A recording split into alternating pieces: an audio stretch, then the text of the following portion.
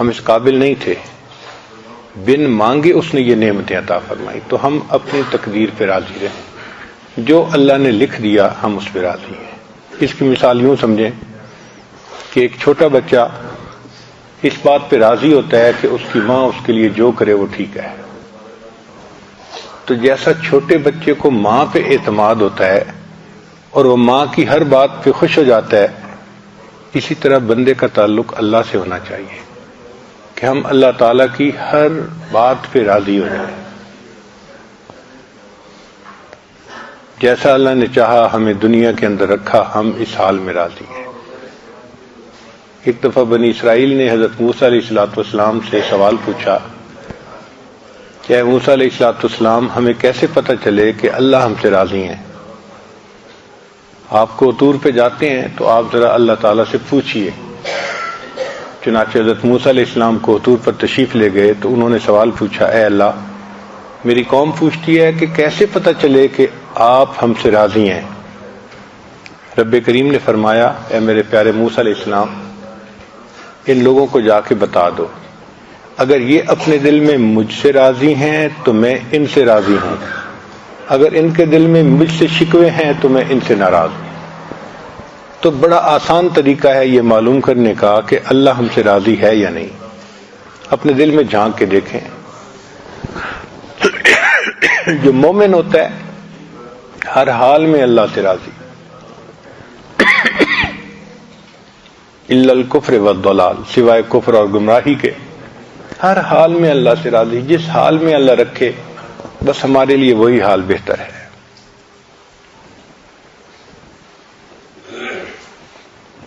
اللہ رب العزت نے ہمیں دنیا میں بھیجا تاکہ ہم اللہ رب العزت کو اپنا رب سمجھیں۔ یوم میثاق میں اللہ نے روحوں کو اکٹھا کر کے وعدہ لیا تھا، الستو بربکم، کیا میں تمہارا رب نہیں ہوں؟ سب نے کہا بلا، اے اللہ آپ ہی ہمارے رب ہیں۔ تو جب سب نے عہد کر لیا تو اللہ تعالیٰ نے اس عہد کو آزمانے کے لیے بندوں کو دنیا میں بھیج دیا کہ جاؤ اور میں دیکھتا ہوں کہ دنیا میں تم رب کس کو سمجھتے ہو۔ رب کہتے ہیں پالنے والا۔ ہم دنیا میں آتے ہیں تو ہمارا رب تو اللہ ہے، لیکن اسباب کے اندر ایسا الجھ جاتے ہیں کہ ہم سمجھتے ہیں ہم زراعت سے پل رہے ہیں، ہم دکان سے پل رہے ہیں، ہم تو فیکٹری سے پل رہے ہیں، تو ہماری نظر اللہ تعالیٰ سے ہٹ جاتی ہے اور اسباب پہ آ جاتی ہے۔ یہ بہت بڑا دھوکہ ہے۔ ہم فیکٹری سے نہیں پل رہے، اللہ پال رہا ہے۔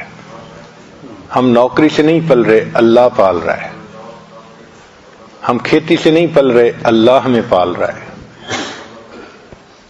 اللہ تعالیٰ نے ہمارا رزق ان جگہوں میں رکھ دیا ہے، رکھنے والا اللہ ہے۔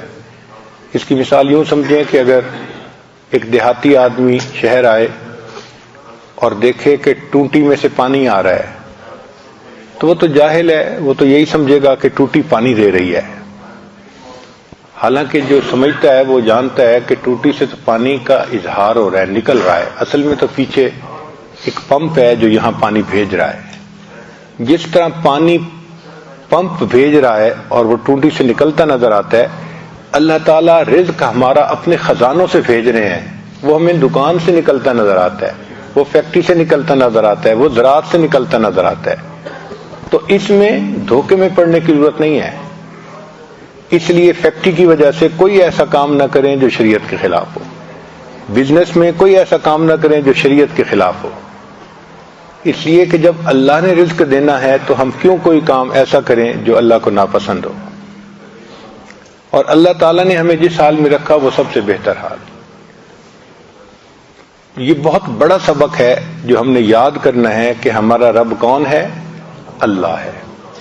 اس لیے قرآن مجید کی ابتدا رب کے نام سے، الحمدللہ رب العالمین، رب کے نام سے۔ اور ہر 2-4 صفحے کو الٹ کے دیکھیے، آپ کو کسی نہ کسی آیت میں رب کا نام نظر آئے گا۔ ایسے لگتا ہے جیسے پورے قرآن میں اللہ تعالیٰ نے اس رب کے لفظ کو سجا دیا ہے۔ اور پھر جو اختتام ہوا تو وہ کس لفظ پہ، کس صورت پہ؟ قل اعوذ برب الناس، وہ بھی رب کا. تو ابتدا میں بھی رب اور آخر پہ بھی رب.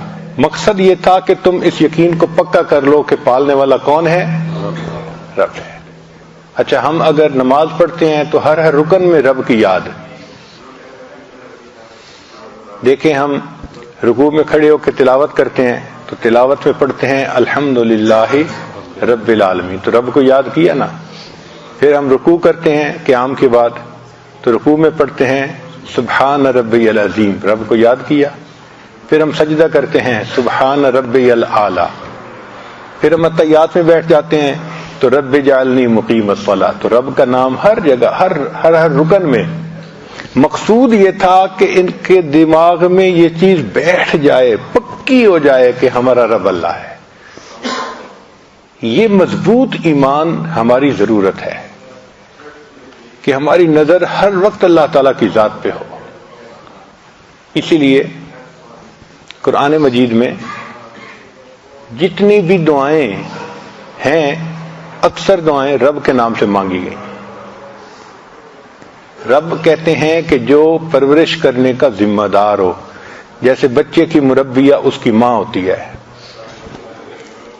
تو ہمارے مربی کون ہے؟ اللہ تعالیٰ ہے. تو دعائیں رب کے نام سے منگوائی گئی. ربنا آتنا فی الدنیا، ربنا ظلمنا انفسنا، ربنا لا تزغ قلوبنا، ربنا اغفر لنا ذنوبنا واسرافنا فی امرنا. تو یہ ربنا ربنا کے لفظ سے اتنی دعائیں کیوں منگوائی گئیں؟ اس میں حکمت ہے. اللہ تعالیٰ چاہتے تو اس کے تو 99 نام ہیں جو ہمیں معلوم ہیں، اس سے زیادہ ہیں جو اس کے علم میں ہیں، تو اپنے کسی اور نام سے منگوا دیتے نام دعائیں.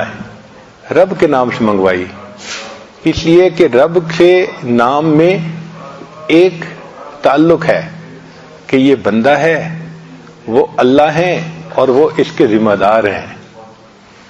اس لیے اگر کوئی بچہ روئے اور اس کی ماں کا نام ہے فاطمہ اور کہے فاطمہ فاطمہ فاطمہ، اس سے کوئی محبت نہیں اٹھتی. اور وہی بچہ اگر کہہ دینا ماما ماما، بھاگی ہوئی آئے گی اس کی ماں، حالانکہ وہ پکار تو پہلے بھی ماں کو رہا تھا، اب بھی ماں کو رہا تھا، مگر فاطمہ کے نام سے وہ محبت ماں کے دل میں نہیں جاگی جو ماما کے نام سے جاگ رہی ہے، کہ وہ سمجھتی ہے کہ اب اس نے مجھے پکارا، میں ذمہ دار ہوں اس کو پالنے کی، اس کی خبرگیری کرنے کی. تو رب کریم نے فرمایا کہ میرے بندے جب رب کے نام سے دعا مانگیں گے نا تو میں تو ہوں ہی ذمہ دار، تو میں ان کی دعاؤں کو قبول کر لوں گا. اس لیے رب کے نام سے دعائیں مانگنا یہ بڑی اہمیت رکھتا ہے. اور عجیب بات کہ یہ سبق ہم نے پوری زندگی یاد کرنا ہے، اور جب قبر میں جائیں گے تو سب سے پہلا سوال کیا پوچھا جائے گا؟ من ربک، تیرا رب، تمہارا رب کون ہے؟ معلوم ہوا کہ ساری زندگی تیاری کی اور امتحان کا پہلا کوشچن یہ ہے کہ من ربک، بتاؤ بھائی تمہارا رب کون ہے. اب جس نے تو اللہ پہ ایمان پکا بنا لیا ہوگا وہ تو کہے گا کہ اللہ ربی، اللہ میرا رب ہے. اور جو فیکٹری کو سمجھے گا اور کھیتی کو سمجھے گا وہ کہے گا ہائی ہاتا، مجھے نہیں معلوم کہ میرا رب کون ہے. قیامت کے دن بھی انسان اللہ کے سامنے کھڑا ہوگا تو اس دن بھی رب کا تذکرہ کہ یوم یقوم الناس لرب العالمین. قیامت کے دن انسان اپنے رب کے سامنے کھڑے ہوں گے. تو ہمارا تعلق ہے اللہ کے ساتھ، ہم بندے ہیں، وہ ہمارا رب ہے، اس پہ ہمیں خوشی ہونی چاہیے. کسی کا مربی اتنا کامل نہیں ہو سکتا جتنا کامل اللہ ہے. کسی کو اتنی صفات حاصل نہیں جو صفات اللہ کو حاصل ہیں. کسی کے پاس اتنے خزانے نہیں جو خزانے اللہ کے ہیں. تو جب ہمارا رب ایسا ہے کہ ہر اعتبار سے کامل ہے، ہر نقص سے، ہر برائی سے بلند اور برتر ہے، تو ہمیں تو اس بات پہ بہت خوشی اور ناز ہونا چاہیے. ہمیں کیا فکر ہے کہ ہمارا رب تو اللہ ہے. اس لیے سیدنا علی رضی اللہ عنہ ایک عجیب بات فرماتے تھے، اے اللہ میرے لیے یہی عزت کافی ہے کہ تو میرا پروردگار ہے. اے اللہ میرے لیے یہی عزت کافی ہے کہ تو میرا پروردگار ہے، اور میرے لیے یہی فخر کافی ہے کہ میں تیرا بندہ ہوں. یہ باعث فخر ہے ہمارے لیے کہ ہم اللہ کے بندے ہیں. اس سے بڑی عزت اور ہمیں کیا مل سکتی ہے کہ اللہ نے ہمیں اپنا بندہ بنا لیا.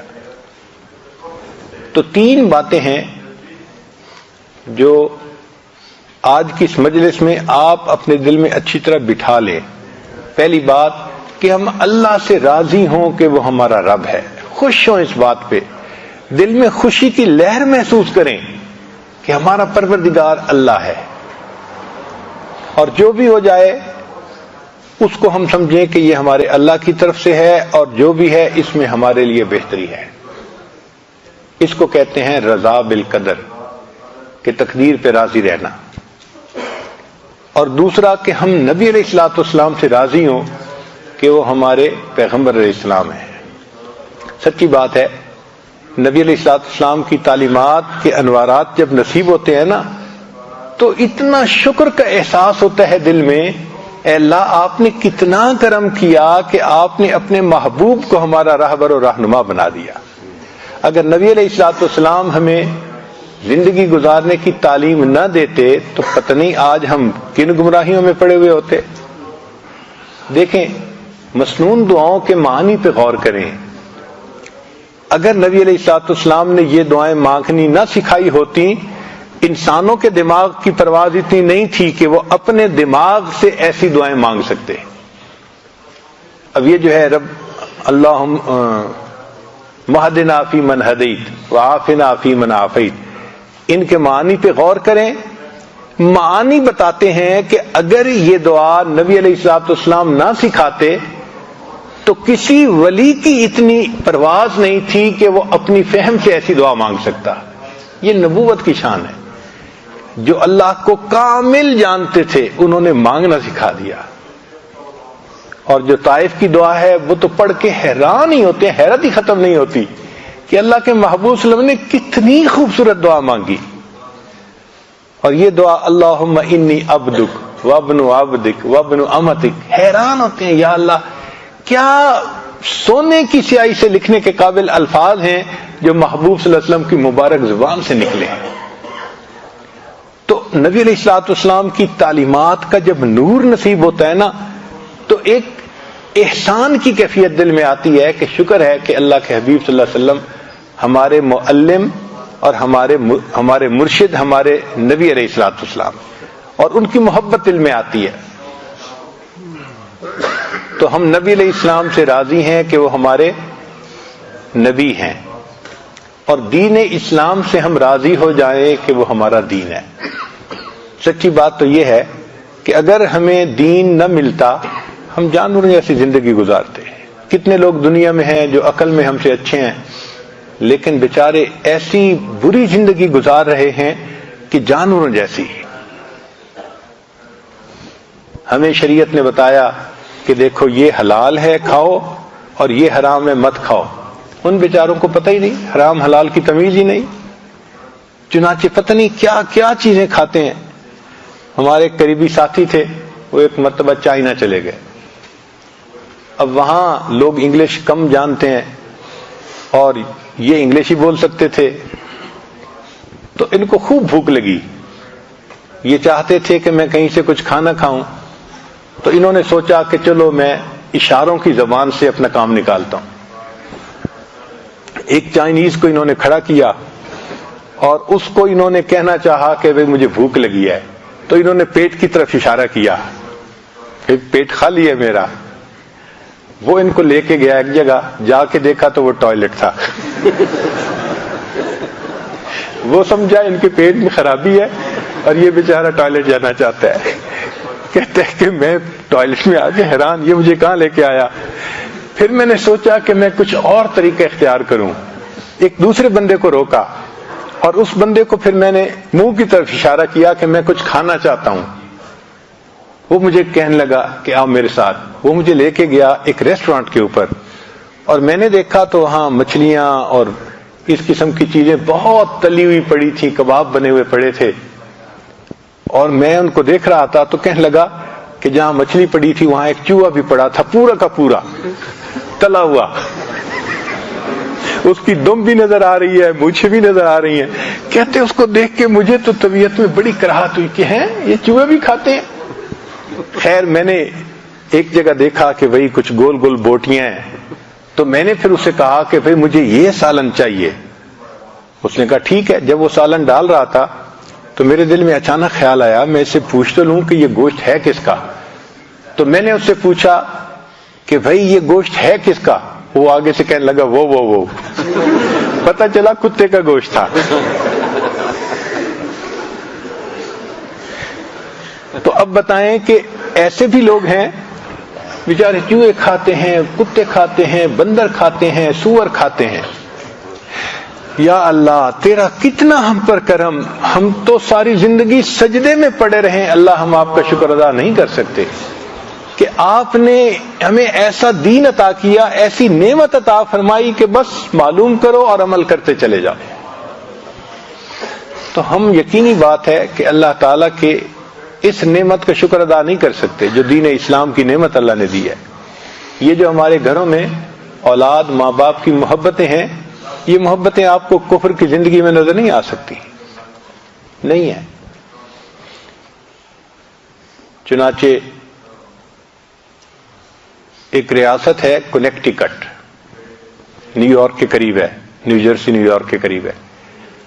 وہاں پر ایک مقدمہ چلا جو ٹی وی کی زینت بنا، یعنی اس کو ٹی وی پہ دکھایا گیا پوری پروسیڈنگز کو.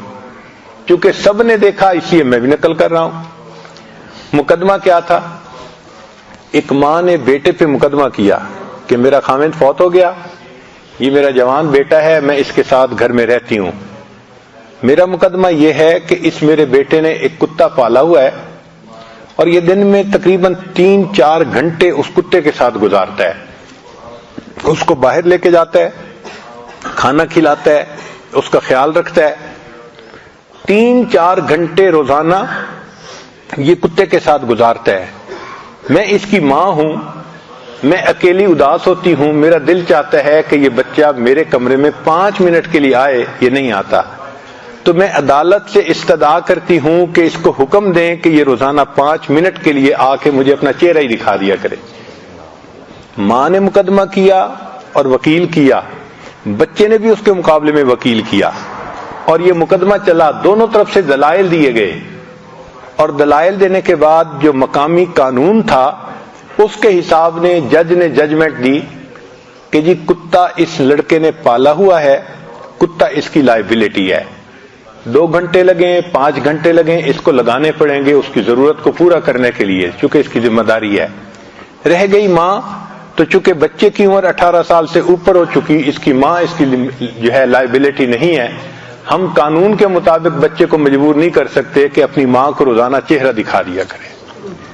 اب بتائیں جہاں ماں باپ اور اولاد کا یہ تعلق ہو وہاں کیا زندگی ہوگی.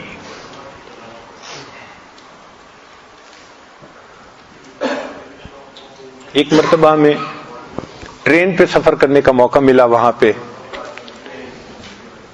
تو ایک جگہ یہ عاجز بیٹھا ہوا تھا، ایک امریکن خاتون، عمر اندازاً اس کی ہوگی کوئی 50 یا اس سے اوپر، وہ دور بیٹھی ہوئی تھی. جب اس نے دیکھا کہ یہ بندہ اکیلا بیٹھا ہے تو ساتھ والی سیٹ پر آ کر بیٹھ گئی اور مجھ سے پوچھنے لگی آپ مسلمان ہیں؟ میں نے کہا الحمدللہ ہاں میں مسلمان ہوں. تو کہنے لگی کہ میں نے یہ سنا ہے کہ مسلمان وعدے کے بڑے پکے ہوتے ہیں. میں نے کہا آپ نے ٹھیک سنا ہے، اگر کوئی بھی سچا مسلمان ہوگا تو وہ وعدے کا بڑا پکا ہوگا. کہنے لگی اچھا آپ میرے ساتھ ایک وعدہ کر سکتے ہیں؟ مجھے حیرت ہوئی، میں جانتا نہیں کہ کون عورت ہے اور مجھ سے کیوں کہہ رہی ہے کہ میرے ساتھ ایک وعدہ کریں. تو میں نے اس سے پوچھا کہ بھائی میں تو نہیں آپ کو جانتا، آپ کیوں کوئی ایسی بات کر رہی ہیں؟ وہ کہنے لگی اصل بات یہ ہے کہ میرے 4 بچے ہیں، 3 بیٹے 1 بیٹی. وہ سارے کے سارے اسی شہر میں رہتے ہیں لیکن وہ جوان ہو چکے ہیں اور ان کے پاس اتنی فرصت نہیں کہ وہ میرے پاس آ سکیں. خاوند فوت ہو گیا، میں اکیلی رہتی ہوں. اب سارا دن اکیلا رہ رہ کے میں نفسیاتی مریض بن گئی ہوں. تو میں آپ سے یہ وعدہ لینا چاہتی ہوں کہ آپ امریکہ میں جہاں بھی ہوں گے مجھے روزانہ 1 منٹ کے لیے کلیکٹ کال کریں گے. کلیکٹ کال کا مطلب یہ ہوتا ہے کہ میں کہیں سے کال کروں تو بل اس کو آئے گا جو ریسیو کرے گا، تو میں بل پے کروں گی، آپ 1 منٹ کے لیے مجھے صرف ہیلو ہائے کر دیا کریں. میں نے کہا اس سے کیا فائدہ ہوگا؟ کہنے لگی کہ مجھے ہوپ رہے گی کہ آج دن میں مجھے بھی کال آئے گی اور کوئی بندہ مجھ سے پوچھے گا تم کیسی ہو. ایک ماں جس کے 4 بچے ہیں اور اسی شہر میں ہیں، وہ ماں ترس رہی ہے کہ کوئی بندہ 24 گھنٹے میں ایک مرتبہ کال کر کے مجھے یہ پوچھ لے کہ تم ٹھیک ہو. جہاں یہ ماں باپ اور اولاد کا تعلق ہو وہاں کیا خاندانی زندگی ہوگی. ہمارے ہاں ماں باپ اولاد میں کیا محبتیں ہیں. یہ سب کس کا نتیجہ ہے؟ دین اسلام کی تعلیمات کا نتیجہ ہے. الحمدللہ بچے ماں باپ پہ قربان ہوتے ہیں، ماں باپ اولاد پہ جان دیتے ہیں. یہ محبتیں سب اس وجہ سے ہیں. تو یہ دین اسلام کی برکت ہے جو اللہ نے ہمیں عطا فرمائی ہے. یہ جو پاک رہنا، صاف رہنا، یہ دین اسلام کی برکت ہے جو اللہ نے ہمیں عطا فرمائی ہے. تو ہم 3 باتوں میں بہت خوش ہوں. کیا؟ اللہ تعالیٰ سے خوش ہوں کہ وہ ہمارا رب ہے، نبی علیہ السلام سے خوش ہوں کہ وہ ہمارے پیغمبر ہیں، اور دین اسلام سے خوش ہوں کہ وہ ہمارا دین ہے.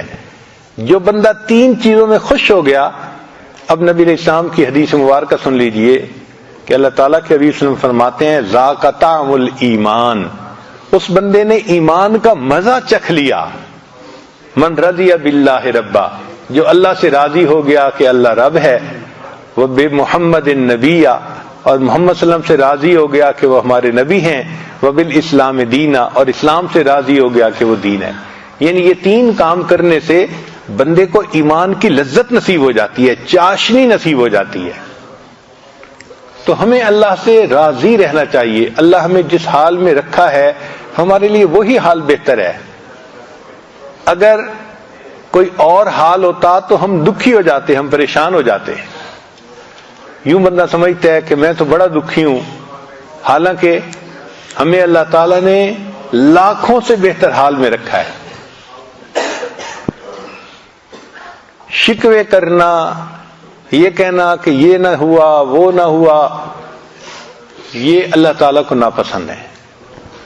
چنانچہ فرمایا کہ جس نے یہ چاہا کہ جس وقت جو چیز اللہ جل شانہ نے پیدا فرمائی اس وقت میں کوئی دوسری چیز پیدا ہوتی تو اس نے اپنے جہل و نادانی میں کوئی دقیقہ نہ چھوڑا.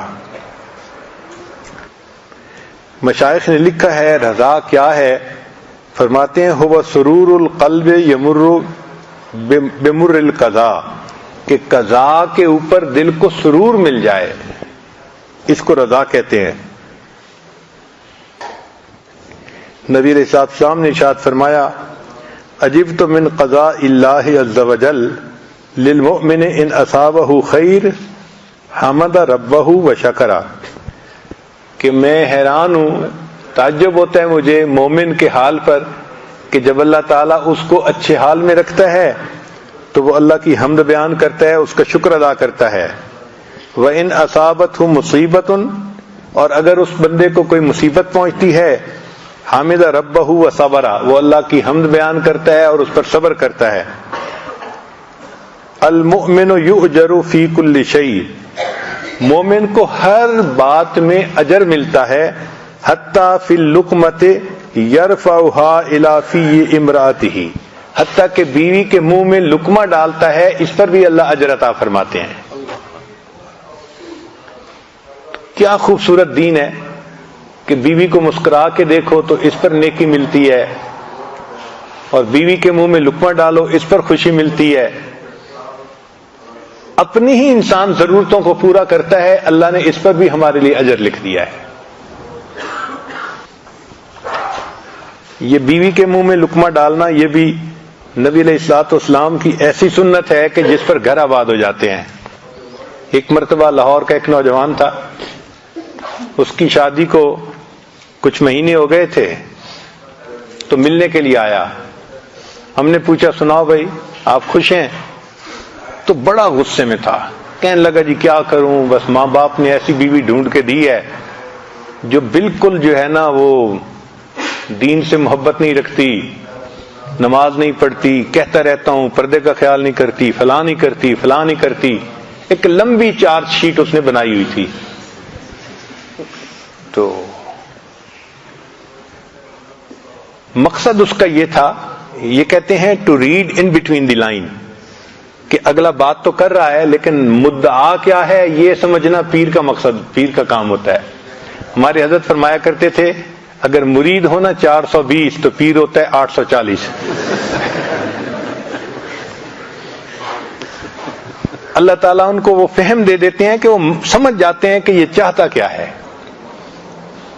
اور ہمارے حضرت رحمت اللہ کو تو اللہ نے کشف عطا فرمایا تھا.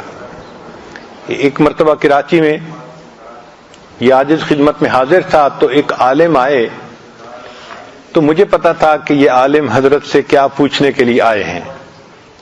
تو میں حضرت کی خدمت میں حاضر ہوا اور میں نے کہا کہ حضرت وہ فلاں عالم آپ سے ملنے کے لیے آئے ہیں.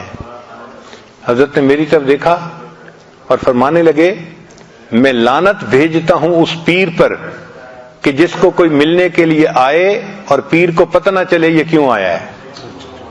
میں لعنت بھیجتا ہوں اس پیر پر کہ ملنے کے لیے کوئی آئے اور اس کو یہ پتہ نہ چلے یہ کیوں ملنے کے لیے آیا ہے. تو ہمارے حضرت کو تو اللہ نے کشف دیا تھا، اللہ نے ان کو ایسی فہم دی تھی، فراست دی تھی کہ وہ پہچانتے تھے. ایک مرتبہ ایک عالم تھے چکوال میں ساتھ گئے تو میں نے عرض کیا حضرت میرے ساتھ ایک عالم آئے ہیں، علاقے کے بڑے معروف عالم ہیں. اچھا مجھے نہیں پتا تھا، وہ پہلے حضرت سے مسافہ کر کے چلے گئے تھے. تو جب میں نے یہ کہا تو حضرت مجھے فرمان لگے ہاں میں نے اسے پڑھ لیا ہے، ہاں میں نے اسے پڑھ لیا ہے.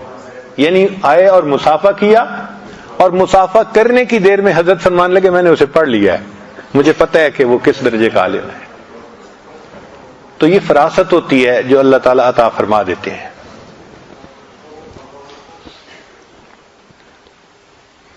اب اس نوجوان نے آ کے نا جب لمبی چار شیٹ بیان کی تو مجھے سمجھ لگ گئی کہ یہ کہنا کیا چاہتا ہے. وہ اصل میں مجھ سے NOC مانگ رہا تھا کہ حضرت جی کہہ دیں کہ تم اس کی طبیعت ذرا ٹھیک کرو تو میں بیوی کو جو ہے ذرا ٹھیک کر دوں گا.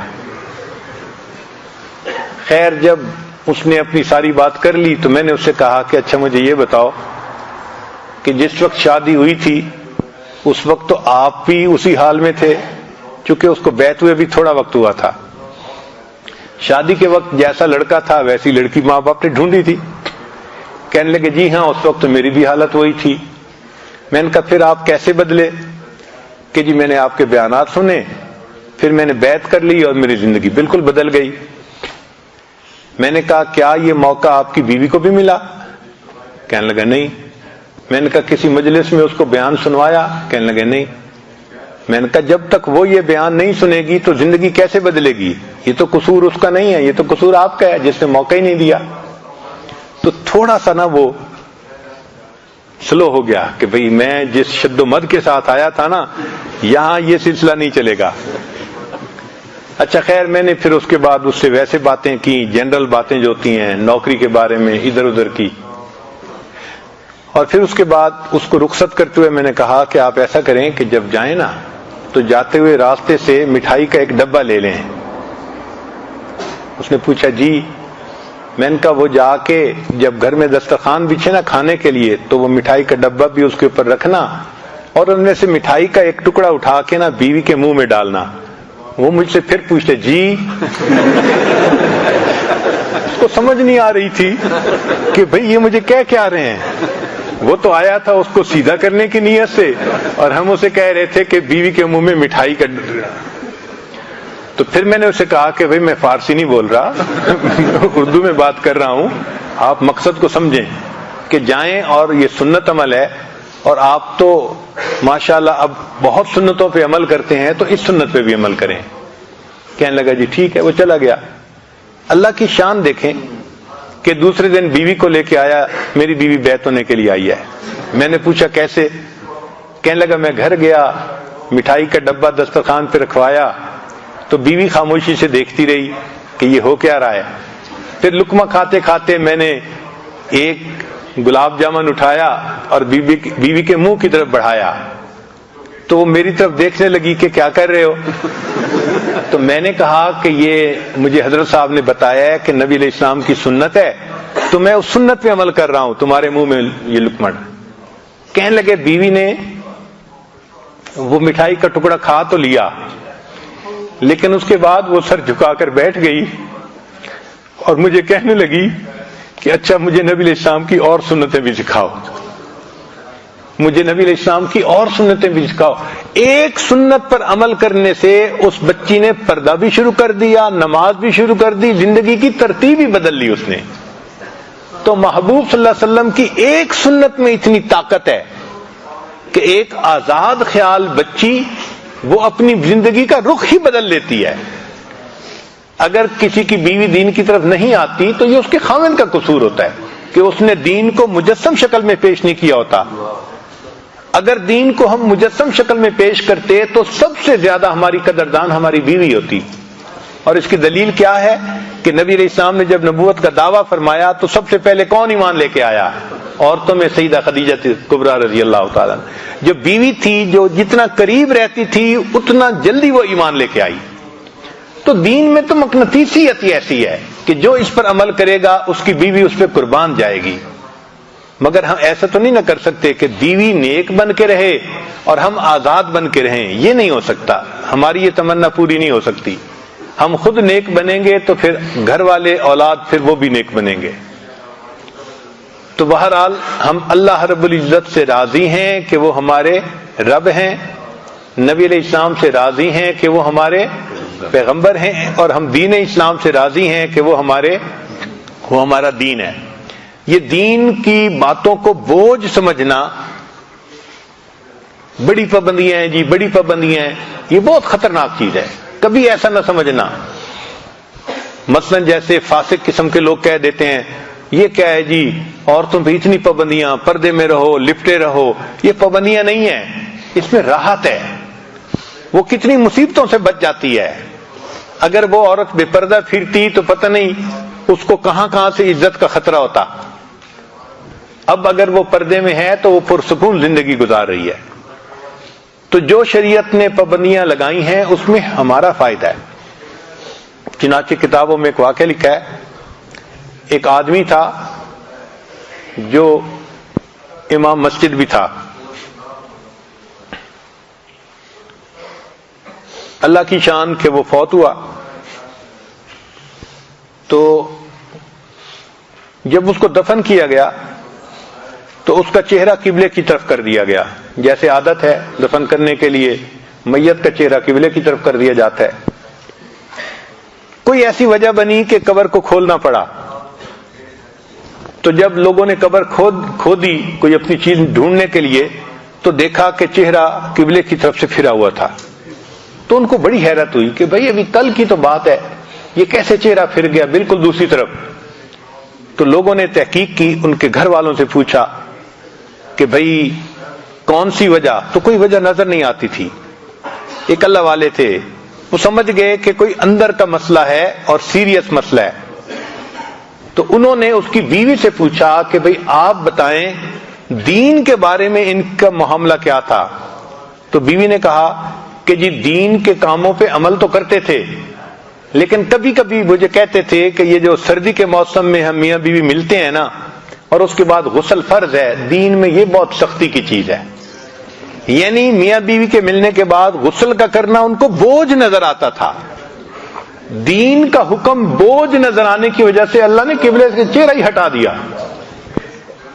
تو ہم دین کے احکام کو بوجھ نہ سمجھیں، اللہ کی رحمت سمجھیں کہ اللہ نے ہم پر رحمت فرما دی، ہمیں یہ نعمت عطا فرما دی۔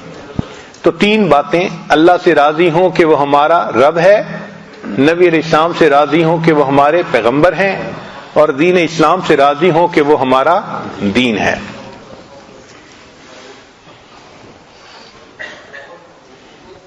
قال رسول اللہ صلی اللہ علیہ وسلم الصبر رضا، کہ تقدیر کے اوپر صبر کرنا اس کا نام رضا ہے۔ نبی علیہ السلام نے ارشاد فرمایا الرضا غنیمتی، کہ رضا میری غنیمت ہے۔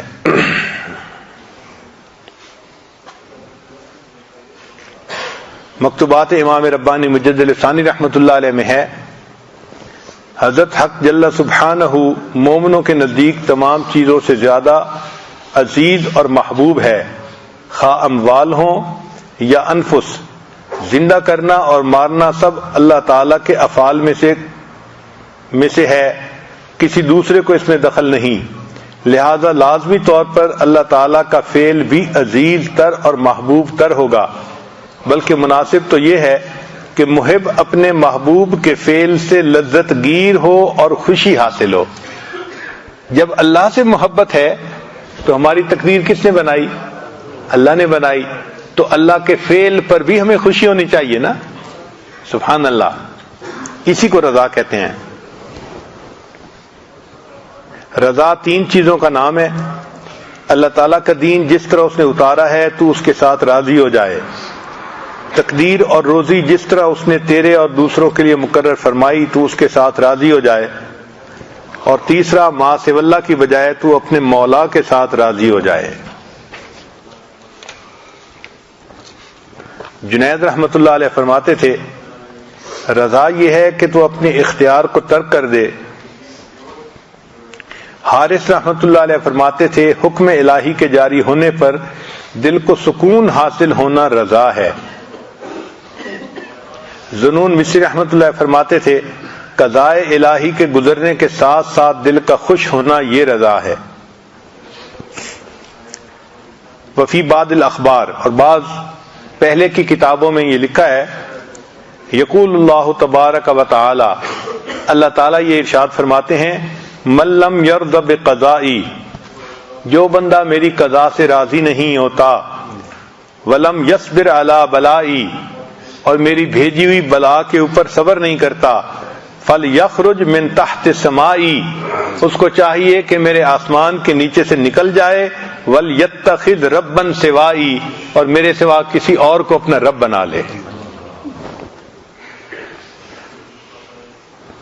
وَأَوْحَى اللَّهُ تَعَالَى إِلَى داؤد علیہ السلام، اللہ تعالیٰ نے داؤد علیہ السلام کی طرف وحی نازل فرمائی، یا داؤد ترید و ارید، ایک ہے تیری مرضی اور ایک ہے میری مرضی، ولا یکون الا ما ارید، مگر ہوگا وہ جو میری مرضی ہوگی، فإن سلمت لی ما ارید، اگر تو چاہے کہ جو میری مرضی ہے تو اتیت، تو آتیک بما ترید، اتیتک بما ترید، اگر تو چاہے کہ میری مرضی پوری ہو تو میں تمہیں وہ بھی عطا کر دوں گا جو تمہاری مرضی ہے، اور اگر تو چاہے کہ وہ پورا ہو جو تیری مرضی ہے تو میرے بندے میں تجھے تھکا بھی دوں گا، اور مرضی تو میری ہی پوری ہوگی۔ ایک تیری مرضی ہے، ایک میری مرضی ہے، اگر تو چاہے کہ تیری مرضی پوری ہو تو میں تجھے تھکا بھی دوں گا اور تیری مرضی کو بھی پورا نہیں ہونے دوں گا، اور اگر تو چاہے کہ میری مرضی پوری ہو تو اے میرے بندے میں تیری مرضی کو بھی پورا کر دوں گا۔ تو ہمیں تو اللہ کی مرضی پہ راضی ہو جانا چاہیے۔ لقمان علیہ السلام نے اپنے بیٹے سے کہا اوصی کا بخصال، اے بیٹے میں تجھے ایک بات کی نصیحت کرتا ہوں، تقربک من اللہ، وہ اللہ کے تمہیں قریب کر دے گی بات، وتباعدک من سخطہ، اور اللہ کے غصے سے تجھے دور کر دے گی، ان تعبد اللہ لا تشرک بہ شیئا، کہ تو اللہ کی عبادت کر اور اللہ کے ساتھ کسی کو شریک نہ بنا، وَإِن تَرْضَى بِقَدَرِ اللَّهِ فِيمَا أَحْبَبْتَ وَكَرِهْتَ، اور تو اللہ کی تقدیر پہ راضی ہو جا جو تجھے اچھی لگے یا بری لگے، کوئی بات بھی ایسی تو اس پہ راضی ہو جا، یعنی کوئی چیز پسند ہے، مرضی کے موافق ہے یا مرضی کے خلاف ہے، اس پہ اللہ سے راضی ہو جا، یہ چیز تجھے اللہ کے غصے سے دور کر دے گی۔ عمر بن الخطاب رضی اللہ عنہ نے ابو موسیٰ اشعری رضی اللہ عنہ کو خط لکھا، اس میں فرمایا اما بعد فإن الخیر کلہ فی الرضا، خیر ساری کی ساری اللہ کی رضا میں ہے، فإن استطعت ان ترضى وإلا فاصبر، تجھے چاہیے کہ تو اللہ سے راضی ہو جائے ورنہ تو تقدیر کے اوپر صبر کر۔ امام ربانی مجدد لسانی رحمۃ اللہ فرماتے ہیں کہ مقام رضا مقام محبت سے بلند ہے، مقام رضا مقام محبت سے بلند ہے۔ فرماتے ہیں مقام رضا محبت اور حب کے مقام سے بھی بالا تر ہے، کیونکہ مرتبہ رضا مرتبہ محبت سے بلند ہے، چونکہ محبت میں اجمالاً اور تفصیلاً انسیت کا وجود ہے، اور مقام رضا میں نسبتیں حذف ہو جاتی ہیں جو حضرت حق سبحانہ کی ذات کے مناسب ہیں، اور مقام رضا کے اوپر حضرت خاتم الرسل علیہ الصلوۃ والتسلیمات کے علاوہ کسی کا قدم نہیں ہے۔ یعنی جتنے لوگوں کو بھی معرفت نصیب ہوئی ان کو مقام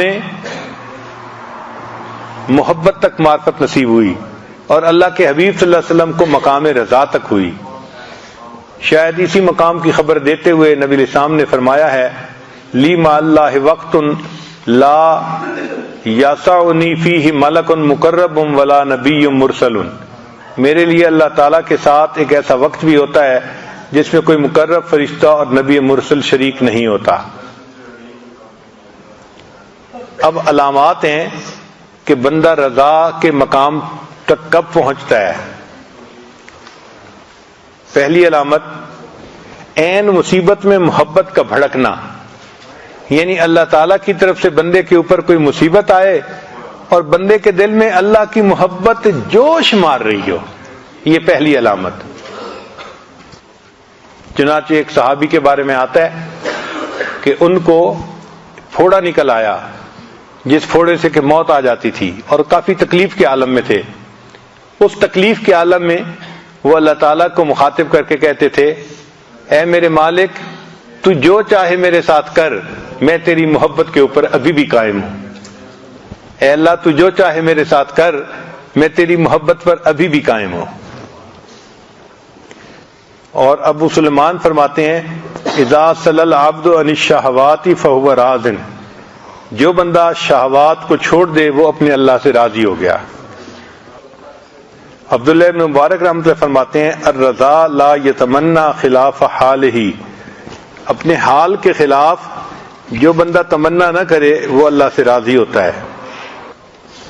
رضا بالقضاء کے انعامات، کہ جو بندہ اللہ تعالیٰ کی تقدیر پہ راضی ہو جاتا ہے، اللہ سے خوش ہو جاتا ہے، پھر اس کے بعد اس کو انعام کیا ملتا ہے؟